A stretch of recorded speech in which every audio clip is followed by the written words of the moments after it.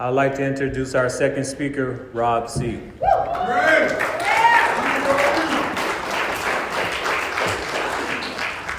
My name's Rob. I'm an addict. First, I want to say, I really don't do this much, and that thing in my head tells me don't do it. What you say ain't, I suffer from still at times what people think about me more than what I think about myself. I always say this in the very beginning. If you're new, welcome. If you've been clean longer than me, thank you. And if you're in this room loaded, like my hope is that someday you come back clean. I'm born and raised in California, and my mom's a drug addict as we speak.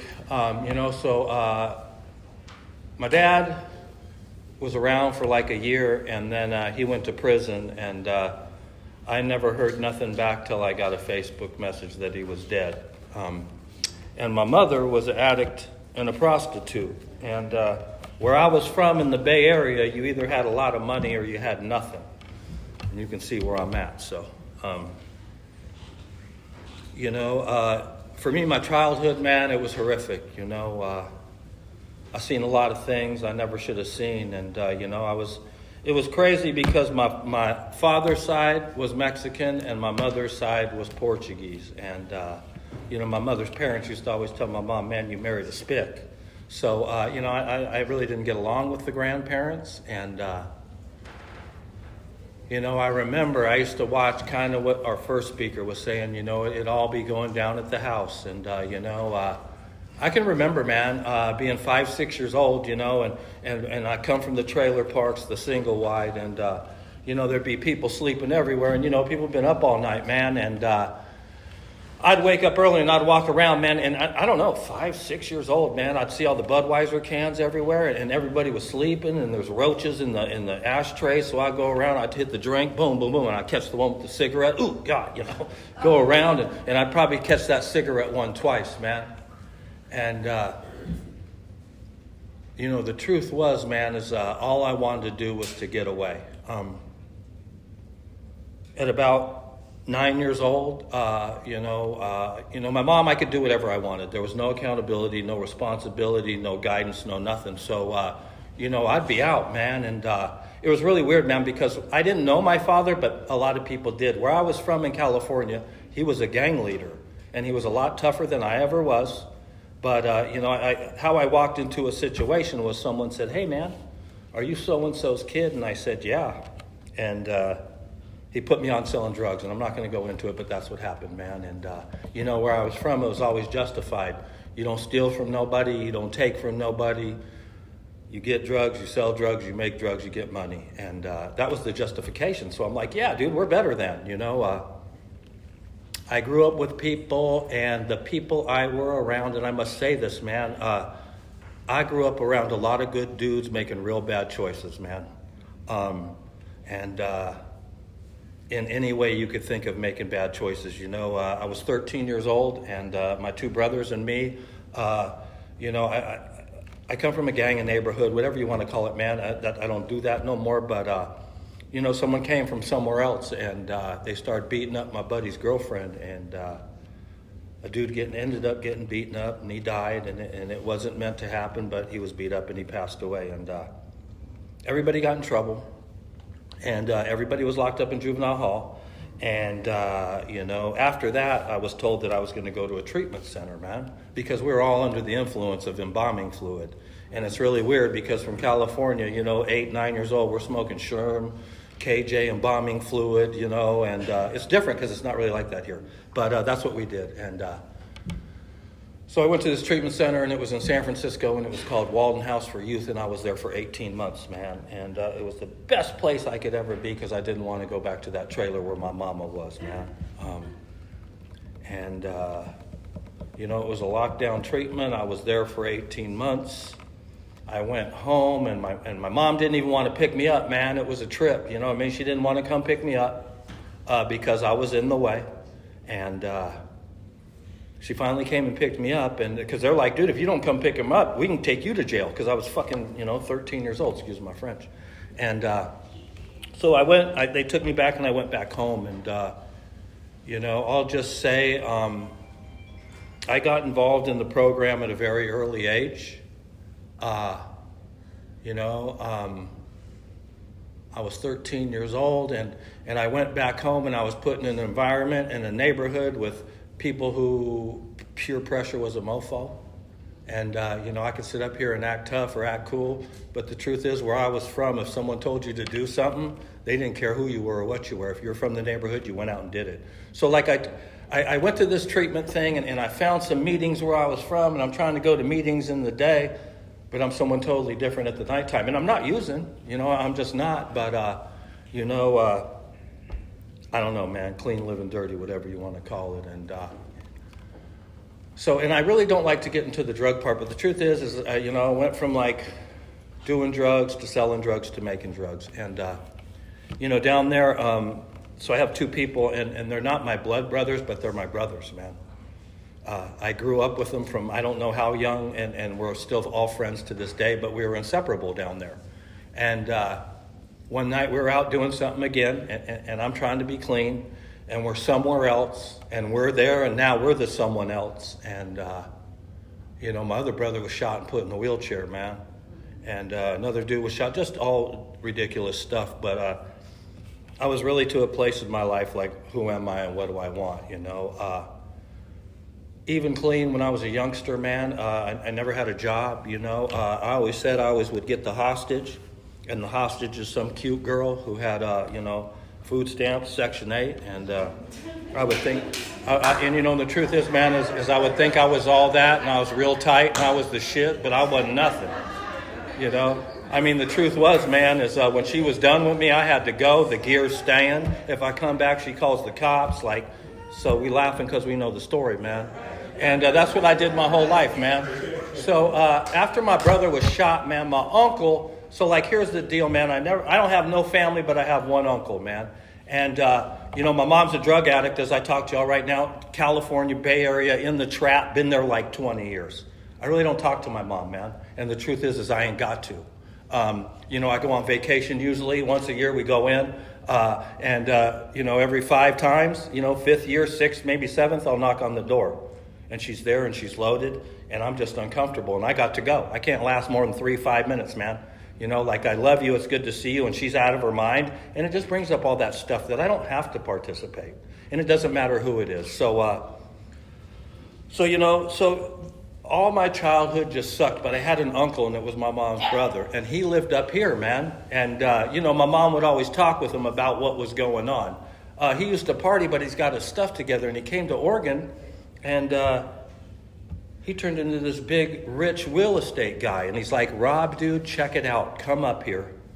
You're going to die in there. And where I'm from, man, most of my friends will never get out of prison. If they do, they've been there 20, 30 years. They're drug addicts or they're clean. That's it. And or dead. And so he's like, come up here. So I said, okay. And I came up here. And I'd been on one block 26 years, unless you were in treatment or locked up. I was on one block my whole life, pretty much. And, he's like, come up here. So I get up here, man, and he's got a big old house in Happy Valley. And this is before he had a family, man. He's buying limos, man. He's like, bro, I'm going to take you. I'm going to buy you suits at Nordstrom's. I'm going to buy you a sports car. I'm going to give you a job. And, I come here wearing Dickies and Pendletons, man. Never had a job in my life. I'm like, let's do it,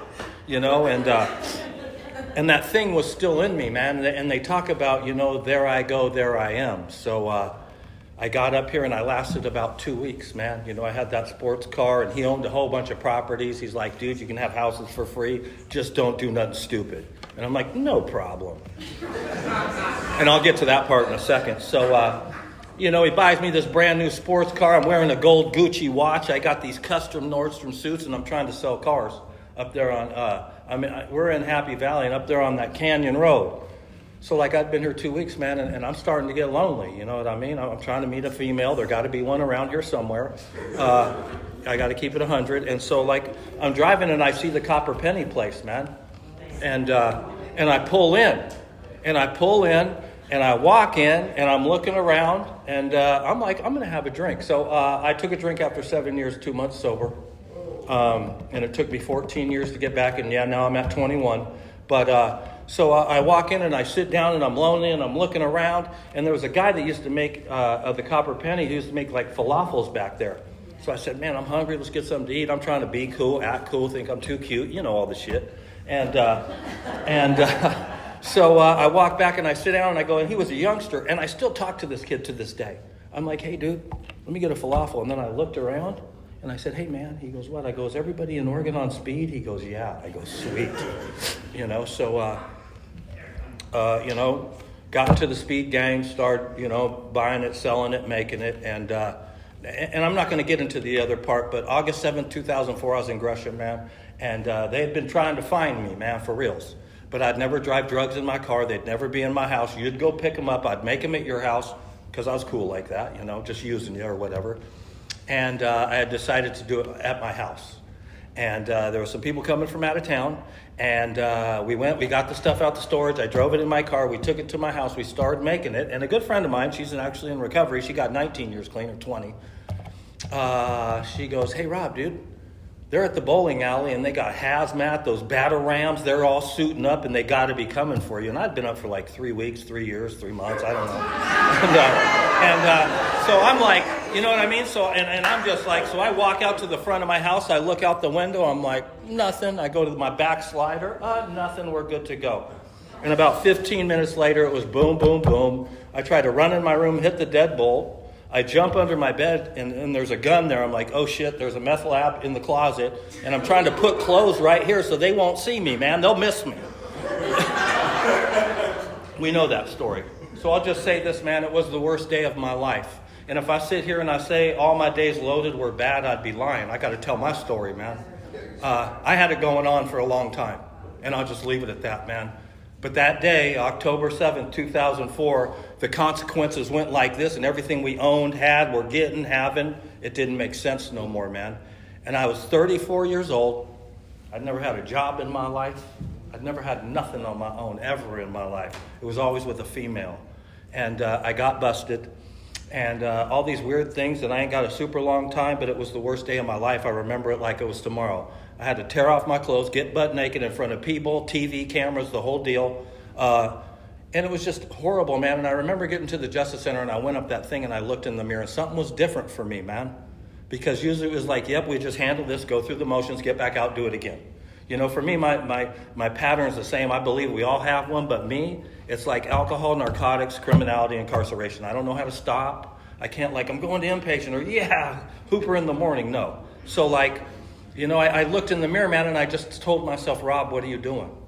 And I couldn't blame it on my mom no more. I couldn't blame it on my dad. No one ever hold me down and force me to do anything.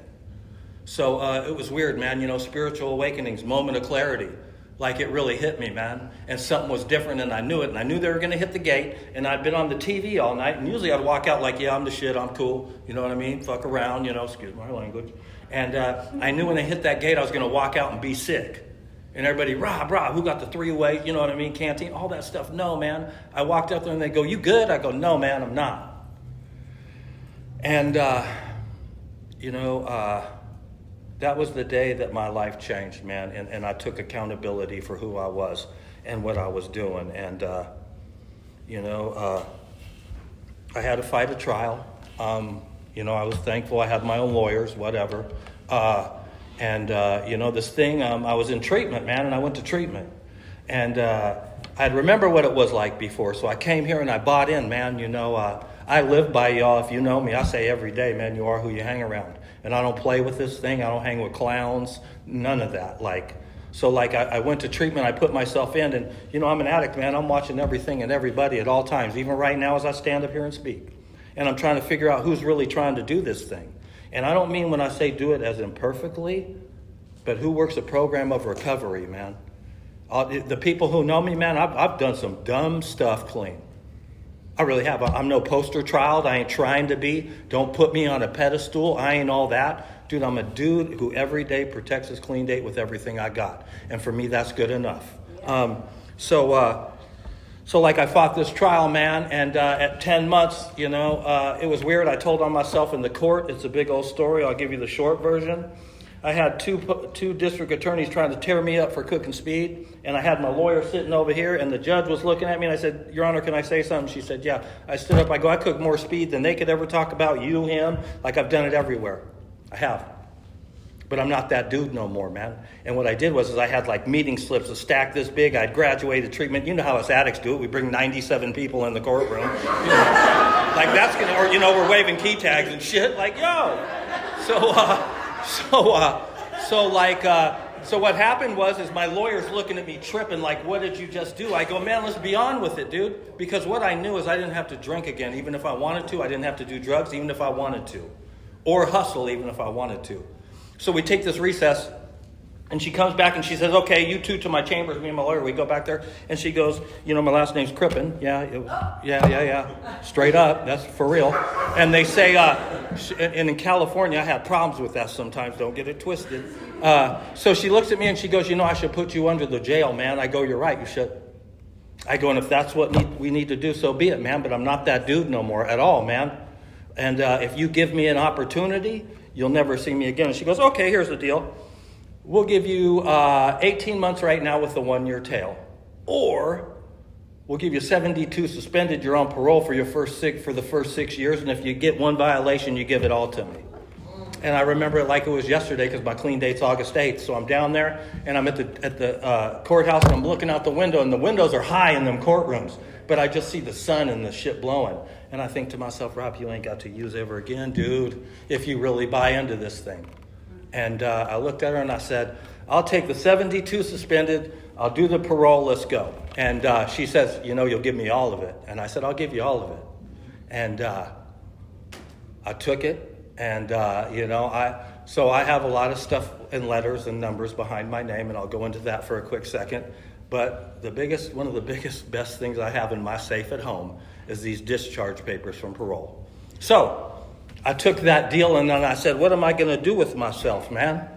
I'm not going to go find some cute girl. I can't do it, man. I mean, I could, but what's that going to do for me in the long run, man? So I had my friend, he had just came out of prison. He's like, Rob, check it out. I said, what's up? He goes, dude.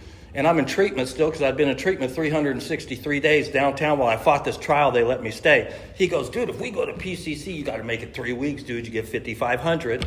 I'm like, $5,500? There's my way. I ain't got to get a hostage. Let's go. Let's go, dude. Right? So I'm hyped up. I went to a continuation school in California where I'm from. They pushed us through playing Space Invaders, man. So I'm like, oh, I got this. So he's like, let's go sign up. I say, yeah. So I walk in there. I'm like, I'll do math, reading, writing, a social science. Shoot the 12 credits. Let's rock and roll. I have no idea. And my friend signs up and we start going. And in 3 weeks, I get 5 Gs. And in 12 weeks, I get straight A's. Okay. Thank you. So, my story is I went to college for 8 years straight. So I'm a lot smarter than I look. Definitely a lot smarter than I act. I went to school, man, and I had a kid, and I'll try not to cry.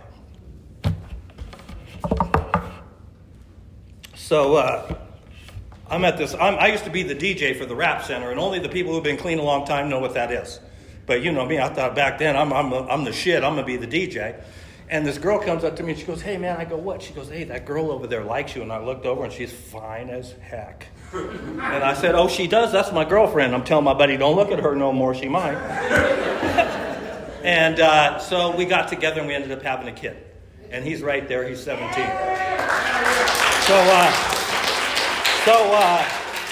So the weird thing is by then I think I'd got my first degree or my second one, right? Because I'm highly educated, man, whatever. So we're at the house one day, and we're sitting like this, and there's the couch, and she sits there, she looks over, she goes, Rob, you know what, man, I'm not done getting loaded, dude, I'm out.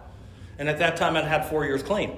And she'd been clean like 22 months. And, now I'm halfway to being a full-blown therapist, overseeing everything. I'm like, oh, no, we're going to be great. We'll talk about it in the morning. Let's just deal with this. And so I go to school. I was going to school full-time and working full-time. And I come home the next day and the house is empty. And I was like, uh-oh. You know what I mean? Uh-oh. I can barely take care of myself. So I go to my people, man, and what I'm really in for this thing, what I'm about in this whole thing is relationships. Yeah. And it's funny because me and the first speaker, she said, "What you speaking?" I go, "I'm going to open this book in relationships. It's my favorite book." And we were on the exact same page going to read the exact same thing. Now, that's a trip. But, 10 minutes. Okay, so for me, it's about the relationships I have with other men. And I got to be honest, man. When I didn't think I could do it, these dudes said I could. This kid's 17. We've always had food. Ain't nothing ever been turned off. We've only lived in 3 or 4 houses because we owned them all except one. Same school district, man. You know what I'm saying? That's what I got clean for. So I came here, man, and I got a sponsor. And today I have a sponsor. Today I sponsor dudes. Today I do H&I. I try to be a service to other people. I have sponsees. For me, it's funny. I got a power greater than myself in 21 years clean. I still don't know what it is. And I ain't got to. I just don't have to. You know what I mean? The thing is from the person I was to the person I am today is a completely transformation. My kid will start hearing stories when me and some of the fellas are talking about it. He'll look at me and go, "Dad, you're just an old dude." And I'm like, perfect. You know what I mean? Because I'm just not that dude no more. Tough don't impress me. How much time you did don't impress me. Like, none of that stuff does, man. Like, start from nothing. Go get a driver's license. Get a job. Get yourself a little apartment. Get yourself some registration and insurance and a car. Get yourself a boyfriend or a girlfriend. Or if you're freak, get one of each. Do what you do. You know what I mean? But in the bigger picture, man, I'll tell you, man, today I'm living the dream, so I'll tell you. So I went to school for a long time, and you know what? And I'm not here to brag, man. When I brag, it's about that kid right there. He's never seen me loaded. He ain't seen me smash nobody out. I'm a kind of rough around the edges, so I don't play. We're getting ready to get him into the Air Force for 6 years. We're signing the papers right now. I went to school for years, and I'm a lot smarter than I look, so all these places had me running their places, and I've ran all their places. And the truth is, man, is last December I got a cold call over the phone. And someone says, "Hey, man, we don't need to borrow no money. Word is on the street is you can run operations of a center." I said, "Yeah." And they said, "Hey, check it out, dude. We want to give you some of the ownership, and you come run this place." And this is just off a cold call, dude. And I'm thinking to myself, like, this has got to be a joke. And the dude takes me to this fancy schmoozy place. And I walk in because I got tattoos everywhere. I'm like, "What's up, man?" And, usually because, most of my career, it's Ralph Lauren's and fucking, dress shoes and all that shit. And he's like, "Dude," and this is what he said. He says, "I'm going to tell you something, Rob. I live every man's dream." And I said, "What's that?" He said, "I don't ever have to work again a day in my life, but my soul's empty." He goes, "Me and another guy want to bring you in, and we want to open a spot and save lives." And I looked at him, and I knew I was in, man. So, today I get to help people. And I'm going to shut up here in a couple seconds because I want to read a couple things. But, yeah, the truth is, man, is I got a bunch of shiny shit, owned a bunch of shit. So what shit, man? You know what I mean? The biggest gift I've got from this is how to be an example to him. Yeah. So, this is my favorite book. It says, we don't get long-term recovery without having relationships, both in and out of the rooms. It's the meat and potatoes of life and the dessert. Relationships affect everything we do, everything we are. The way we respond to our experiences shape who we become when we are willing to stay in recovery, to allow ourselves to grow and change. We experience a full range of emotions. That we get clean at all is a miracle. But it doesn't stop there. We grow to be steady, reliable, loving people who can be a force to change in the lives of other addicts and beyond. Relationships are central to everything we do. There is no step or tradition that is not somehow about relationships. And all our literature talks about relationships in some way or another. There is no other area in our recovery that causes us more pain or joy. It's where we see our growth and our recovery most clearly. How much time do I got? 6 minutes? Okay, cool. So now I'm going to talk about, and for me, once again, relationships, like I heard you talking, man, the last year I've been finding my self-worth. I've had a couple long-term relationships in recovery, and they both ended with the other person getting loaded. And this last one I was in, I can act up here like I'm the shit. I don't chase them, I replace them, but that's not reality, man. The truth is, man, I've done a lot of work on myself, and I love to a fault. and I just spent some years with somebody who I allowed to drink, talk to me funny, all that stuff. And I'll get into that thing, man. Do I think I'll never get someone again? Am I scared to be alone? And then I'm doing everything you want me to do, and now you tricking me, man. And I'm raising my hand. So, this last year I've really worked on, who am I, man? What's my self-worth? I'm rough around the edges, straight up, if you can't tell. But I'm a good dude. And that's what matters most. I have more intimate relationships with men than I've ever had with a woman. My family, my children. I have men in my life that I can walk up and say anything to at any time and not feel judged. I always say the biggest gift I've got from Narcotics Anonymous is choice. Because when I get loaded, it's a wrap, man. And I don't care about your freedom or mine, your life or mine. It's go time. And, people will say, oh, man, I was clean and I get loaded and then I'm over here tripping. Not me. We over here. And what are we doing? You know what I mean? Then it gets back into that mindset. And I've learned that's all I've ever wanted, man, is just someone to listen. Yeah. So I have men, man, that I can say anything at any time and not feel judged. And I've never had that deep of an intimate relationship with a man again, my children, whatever. Here we go. Love. The spirit of love that we express in NA is the most powerful thing we have. The basic text describes it as the flow of life energy from one person to another. And when we see this in action, when we watch an addict come back into life in the rooms, the hugs we give are an instrumental part of our method and our experience. NA is all the above. When we are practicing step 12 to the best of our ability, love becomes central to all that we do. There is no more powerful antidote to the despair and self-destruction of addiction. The compassion that we feel for the newcomer is something we learn to extend to our families, to those around us, and eventually to ourselves. Some say that ultimately step 12 becomes about reaching out to anyone who is suffering. Certainly we cannot look away as we once did. Still, we can sometimes have an easier time offering compassion to newcomers than to old-timers who are struggling. The best relationships I've ever had in my life are here, man. You know what I mean? And the truth is in the relationships I have, there's no exchange. In my whole life before I got clean, there was an exchange, men or women. And today it's about being selfless. I got here and I thank God that when I came, people put their hand back, man, and I grabbed a hold. Because all I thought that I was before I got clean put me right there in that position for someone to show me what to do. But I'll be damned if I ain't where I'm at now and I ain't forgot to put my hand back, because some do. I always say, man, you are who you hang around. I say it all the time, people who know me. And feelings are temporary, man. And before I always acted on feelings. And again, I didn't care what it was like. Today, I'm soft as butter, y'all. I ain't even lying. She was talking, I'm tearing up. I'm trying to act cool and tough. I'm next. I got to go. But you know what the truth is I cry watching commercials. I cry watching movies. And what I've learned, man, through finding that place inside of me, that I ain't got to be some certain way to project myself on you. Because I don't like speaking. I'll tell you right now, I ain't into it. I don't like it. I like to sit in the background. I'm Rob. I'd rather just sit back and listen, man. And every time someone asks me, I won't lie. The first thing I want to tell you is that I got something I got to do, or I'm busy, or I got an appointment, or my kid needs something. And it ain't none of that. So then I go through for a quick set and I go, okay, I'll do it, man. So, how much time do I got? 1 minute? 2 minutes?